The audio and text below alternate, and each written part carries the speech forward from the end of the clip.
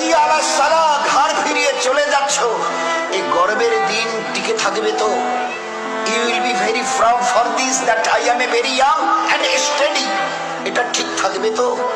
তোমার এই জওয়ানিকে তুমি ধরে রাখতে পারবে তো? তোমার এই জওয়ানি ঢলবে না তো? ভালো করে ইয়াদ করো, আমি তোমার বড় মেহেরবান আল্লাহ তোমাকে বলছি, একটু ঝুঁকতে শেখো। কি আছে তোমার কাছে গর্ব করার মতো? একটা জিনিস আমাকে দেখিয়ে দাও।